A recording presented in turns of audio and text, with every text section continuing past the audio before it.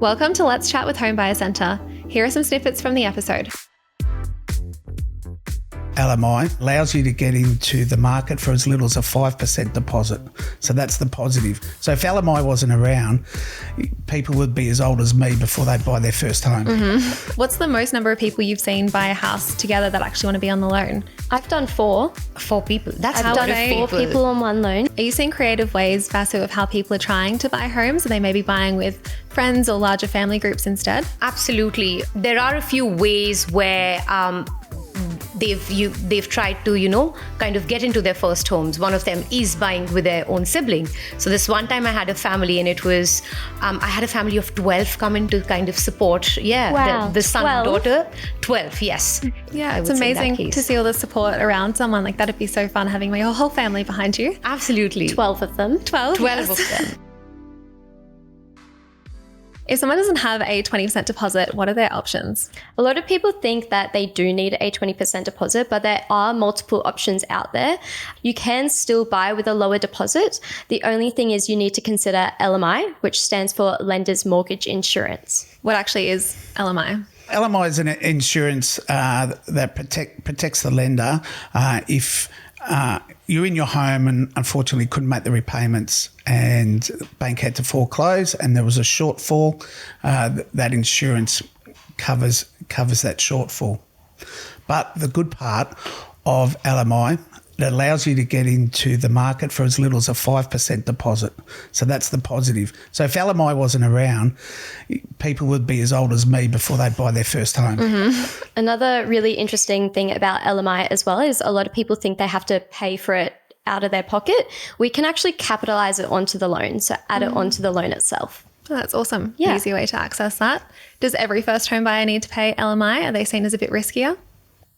It completely depends if they're eligible for any of the first home buyer related benefits. So at the moment, we do have the first home guarantee, which allows first home buyers that are eligible and meet all the requirements to get into their property with as low as a 5 to 15% deposit, while also avoiding LMI at the same time. A really good thing as well about that guarantee is not only do you get to put down a low deposit, avoid LMI, but you also are eligible to get interest rates at the same that someone who would put down a 20% deposit would. Amazing. So if someone puts down a higher deposit, they can often get lower interest rates than someone with a 5% deposit. Is that how it works? The way interest rates is a bit difficult the way it's calculated.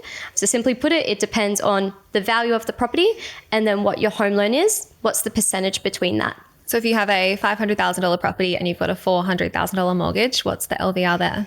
80%. Nice. Quick math. Yeah. How much does LMI actually cost someone? Really hard to calculate. Basically, each bank has their own way of calculating it, and it also completely depends on, again, the LVR, loan to value ratio. A really good example is if you put down a 10% deposit and then the home loan is 90%, then your LMI is going to be higher than if it was closer to like 85% LVR. So it completely depends on the lender, and thinking it from their point of view, it's like a risk insurance. Yeah. So John, if LMI is added on to your mortgage, does that mean you have to pay it off for the whole 30 years? It's always there? So once your property value's gone up and you've paid down your mortgage and you've got the equity and your loan is at 80% of your security value of your home, that's when you can look at refinancing, and you'd want to refinance to get a better interest rate, which is obviously to your benefit, or there might be an opportunity too where you would like to do a cash out or an equity release loan and get some money out for some renovations, or maybe to buy a new car or go on holiday or something like that. But that 80% mark is the trigger for when you can refinance to a better interest rate. Building equity sounds really great. How can someone do that? You literally start day one when you move into your new home and you've reverted to principal and interest repayments. So all going well, we've got to be positive. So when the market improves, your property value is going to go up. So the property value goes up, you're paying down your mortgage, so that piece in the middle is your equity, and that grows over time. And then you talk about refinancing as well. What actually happens with that? Go to your friendly broker that's with you on your journey for life and discuss your options on why you want to do it. In that case, that's when you would do a valuation on your property. So you need to know what your value is, and then obviously you've got your loan balance, and then we can see if you're at that 80% mark or less, in the 70s, even better, of course. That's when we can then, as a broker, we will shop around the lenders on our panel, and we've got at Resolve, we deal with over 40 lenders, and we will get the best deal available for you, depending on what your objectives are. Just to go off the valuation side of things. So a valuation is when a broker or the bank order someone to usually physically go out to your property and value the property to see how much it is worth. It is really important to note, though, that banks are extra conservative in their figures. So what the bank may value your house at is not what the potential sale price could be. Yeah, so or the market value. Or the market value. So you'll notice that a lot of people will get a bank valuation, but then decide to sell their home, and a real estate agent will provide a completely different figure. I've seen as well banks will give you different valuations depending on who you go to, which is pretty crazy to see. Correct. I've heard that there's certain professionals who don't have to pay LMI even if they've got less than a 20% deposit. What are those professions and how does that work? Yep, so that's called an LMI waiver, and it is available to certain professions, but it is completely dependent on the lender's individual policy. So for example, John and I work with banks that might have LMI waivers for medical professionals. What other kind of professionals do you see? There's accountants, lawyers.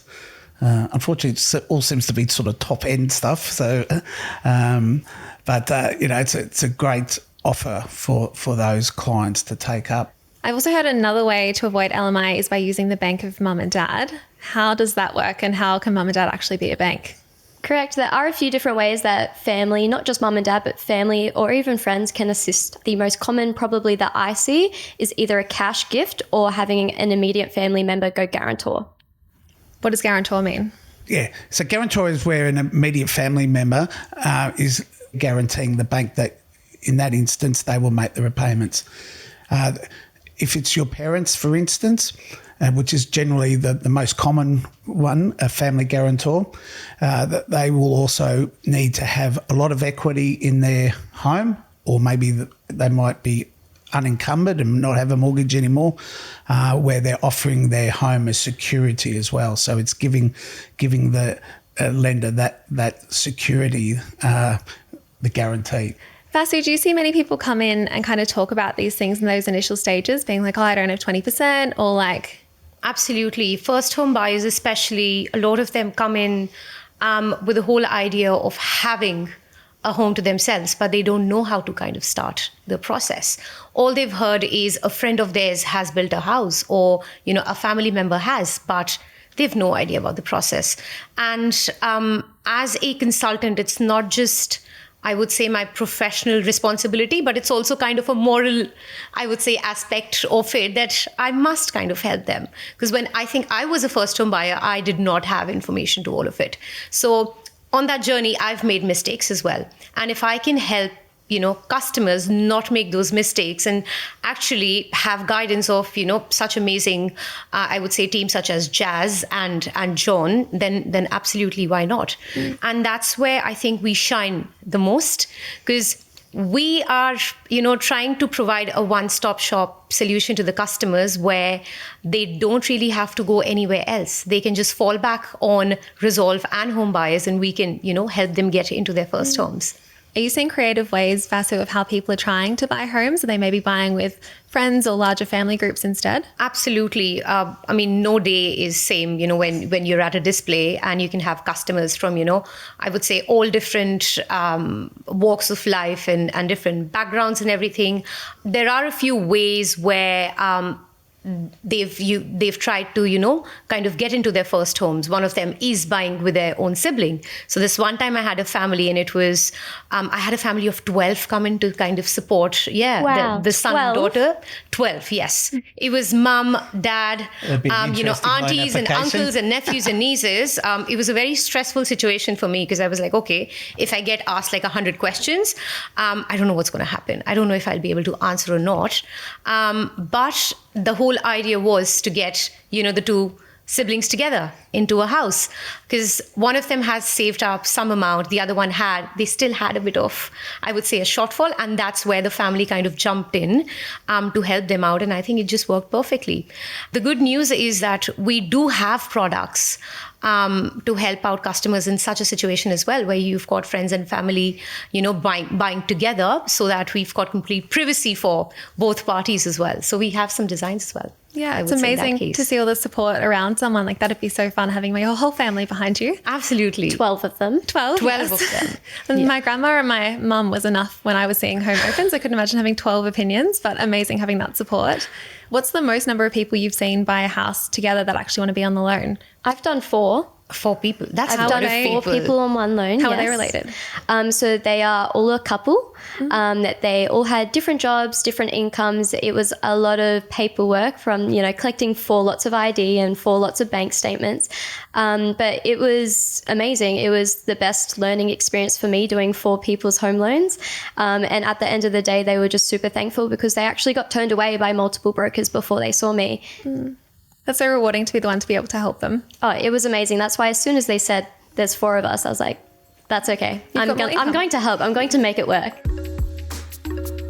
Yeah, it's great to hear there's so many options. If you don't have that 20%, there's more government grants that we'll speak about in another episode. There is LMI, Bank of Mum and Dad. You can buy it with friends or family. So it's great to see so many options. But thank you so much. Thank you. Thank you. Thanks a lot. This information does not consider your personal needs and financial circumstances, and you should consider whether it is appropriate for you. Lender terms and conditions apply and may vary. All financial services provided by Resolve Financial Solutions Pty Ltd, trading as Resolve Finance, ABN 65079545 378, Australian Credit Licence Number 385487.